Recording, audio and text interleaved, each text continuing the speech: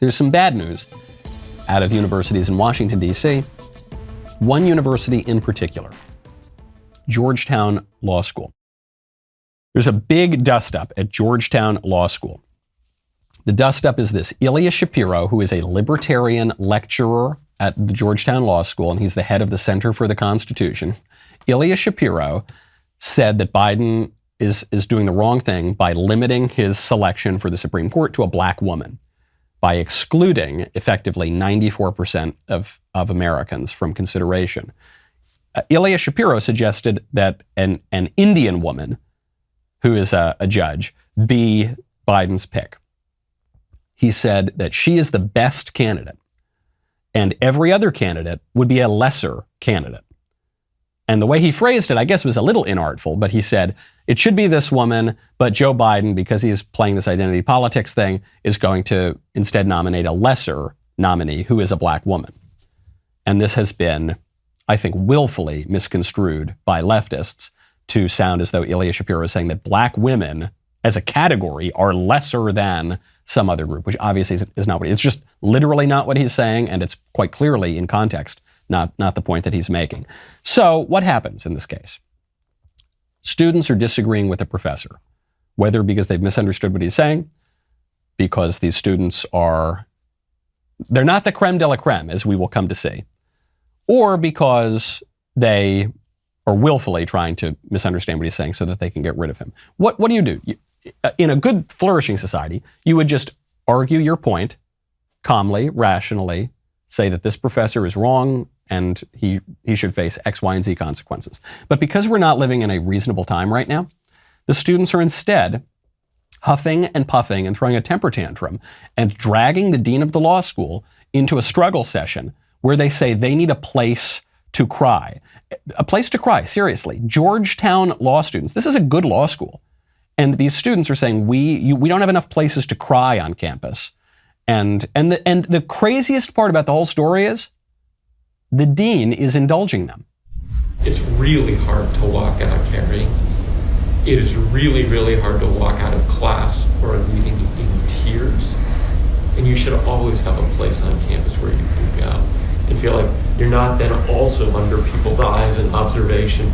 Maybe you don't want to answer a question of what's going on or what's wrong. And if you're finding that you're not getting the person you want to talk to or not getting a space that you need, reach out to me anytime. And we will find you space and we will find you the right school. These students do not need places to cry. These students need to shut up, get themselves together, and then behave like adults, behave like future lawyers. There is no crying in the law. There's no crying in baseball. There's no crying in the law. They do need comfort, these students, but they don't need a box of tissues for comfort. They need comfort like we see on the Bayeux Tapestry. Bayeux Tapestry, very famous work of Western art, where there is an image of a bishop holding a club, swinging the club at his soldiers. And it says here, Bishop Odo, wielding a club, comforts the boys. I'm not saying we literally need to start clubbing students who cry a lot. But I am saying that we need comfort in that sense, meaning to give strength, to toughen them up, saying, get back in the fight, fellas. No way, sorry, you can't behave like a 6-year-old if you want to be a lawyer, if you want to be at a prestigious law school. If these students can't hear an opinion that they disagree with without bursting into tears, they should be expelled because they're not up to snuff. They're not competent. They're not educated, and maybe they're intelligent enough, maybe not. They're certainly not educated enough to be in law school. And so they need to leave. They need to go away from law school for a little while and grow up. And then maybe they can be at the level where they can attend a prestigious law school. But right now, they're not there if they're bursting into tears because some libertarian makes a perfectly fine point. They're not there. The crazy part is not even the students. I feel bad for these students. They're not well prepared. They're not well educated. They shouldn't be at Georgetown Law School. It's the administrators that I really blame. At one point, one of these students, you gotta almost give her credit. She brought up, out of nowhere, she said that there is, people talk about reparations for black people in America. And so she wants reparations to begin right now by having the dean bring her some snacks. And the dean acquiesces. Coming back to this reparation thing, because like this is great, but we have to do so much work to catch up for all this stuff that we missed. All I'm saying is I don't know if it's a couple dinners or lunches or something, but that would help us because I can't go home for lunch now because I need to study. I have to make up for this class that I lost. So it's little things like that. It doesn't have to be something that takes a year to figure out. It's like we know our Black students or whatever group is hurting, and we're going to give them things today, whether it's snacks, whether it's counseling, whether it's whatever. But a part of that trust is to see an immediate reaction to what we are saying. But food would be great. We have food on the way. That's the most pathetic part at the end. I hope this girl is half joking. I think she's half joking. But she's half not joking, too. She's saying, we need snacks. I missed class, and I got to make up that class now because I cried, because I couldn't stand it. I wasn't able to make it through class because I'm obviously not prepared for this law school. And so I had to go cry. And so I need snacks, and I need you to bring me some dinner. And I need you to bring us dinner on the basis of our race. The white kids don't need dinner.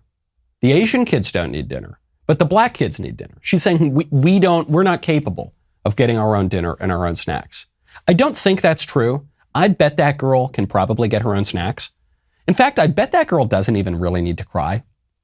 I bet she is wielding vulnerability as a mask for her own viciousness and her own desire to beat her political opponents into submission. That's what I think this is really. I think these are crocodile tears of very vicious people who have been very badly educated. And I bet she can get her own snacks, and I bet she can get her own dinner. She seems perfectly capable. She's capable of bringing the dean of the law school to his knees. I think she can probably go get a bag of potato chips. The craziest part about it is that the dean of the law school says, well, of course, snacks are already on the way. We're already doing it. We already agree with you. We already agree with your deeply offensive premises, and we've already done it. Fellas, I have the perfect gift for that lovely lady in your life this Valentine's Day. That would be knives. Kamikoto taps into more than 800 years of traditional techniques from Honshu, Japan. Kamikoto also uses steel sourced only from mills in Japan, and each blade is crafted using techniques that have been honed and perfected by generations of knifesmiths. Each knife comes in a beautiful heavy-duty ashwood box, makes sure that the knife is stored safely, also makes Kamikoto a great gift.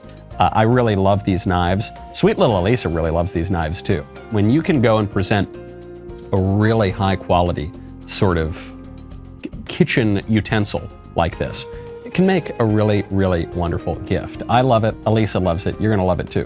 Kamikoto is currently having a massive Valentine's Day sale.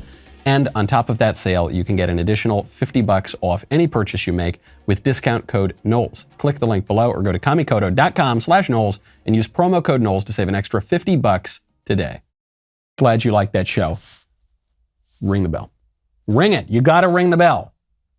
LL, ring my bell. And then if you're still not getting notifications, head on over to Apple Podcasts, Spotify, Stitcher, Google Play, wherever you listen to your audio podcasts. Leave a 5-star review, type in The Michael Knowles Show, subscribe. Good to go. We'll see you next time.